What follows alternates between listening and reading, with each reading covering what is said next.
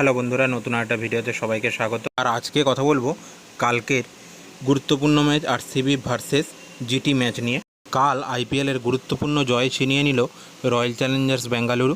নিজেদের মাঠে গুজরাট টাইটান্সকে হারালো 4 উইকেটে। প্রথমে ব্যাট করে শুভমান গিলরা করেন 147 রান, জবাবে 13.4 ওভারে 6 উইকেটে 152 রান করলেন বিরাট কোহলিরা। এই নিয়ে টানা 3 ম্যাচ জয় পেল বেঙ্গালুরু।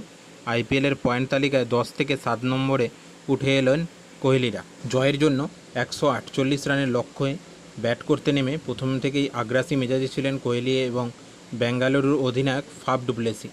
বেশি অগ্রাসী ছিলেন ডুপ্লেসি, 18 বলে অর্ধশত রান করলেন তিনি। এবারের প্রতিযোগিতায় দ্বিতীয় এবং সব মিলে আইপিএলে 42তম অর্ধশত রান এলো তার ব্যাট থেকে। 23 বলে তার 64 রানের ইনিংসে রয়েছে 10টি 4 এবং 3টি 6। পিচের অন্য প্রান্তে সাবলীল ছিলেন কোহলিও। প্রথম উইকেটের জুটিতে তারা তোলেন 5.5 ওভারে 92 রান। ডুপ্লেসি আউট হওয়ার পর হঠাৎ কিছুটা চাপ তৈরি হয় বেঙ্গালুরুর ইনিংসে। পরপর আউট হয়ে যান will Jack, Rajat Patidar, Glenn Maxwell, Cameron green. ফলে বিনা উইকেটে 92 থেকে বেঙ্গালুরু 5 উইকেটে 111 হয়ে যায়। সহজ ম্যাচ নিজেদের দোষে কঠিন করে ফেলেন বেঙ্গালুরুর ক্রিকেটাররা। জস লিটলের বল সামলাতেই পারলেন না তারা। 45 রানে 4 উইকেট তুলে নিলেন আয়ারল্যান্ডের বাঁহাতি জোরে বোলার। 22 গজের এক প্রান্তে অবশ্য আগলে রেখেছিলেন কোহলি। তিনিও চাপের মুখে আউট হলেন নূর আহমেদের বলে। কোহলির ব্যাট থেকে এদিন এলো 27 বলে 42 রানের ইনিংস।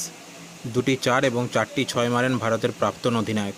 117 রানে 6 উইকেট হারায় বেঙ্গালুরু। এরপর বেঙ্গালুরুর ইনিংসে হাল ধরেন দীনেশ কার্তিক শেষ পর্যন্ত অপরাজিত থাকলেন।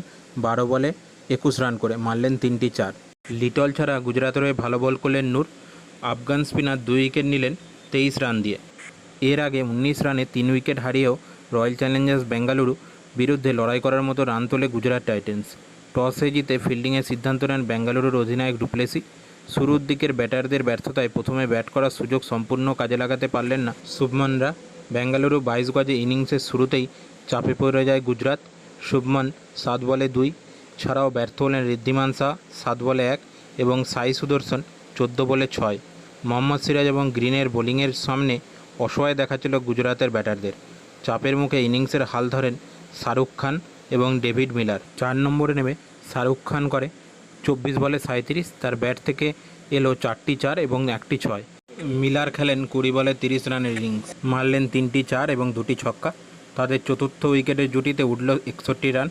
শেষের দিকে দ্রুত রান তোলার চেষ্টা করেন রাশিদ খান। রাহুল তেওয়াতিয়া আফগানিস্তানের অলরাউন্ডার করলেন 14 বলে 18, 2টি 4 এবং 1টি 6 এলো তার ব্যাট থেকে। তাওয়াতিয়া করলেন 21 বলে 35। তার ব্যাট থেকে এলো 5টি 4 এবং 1টি 6।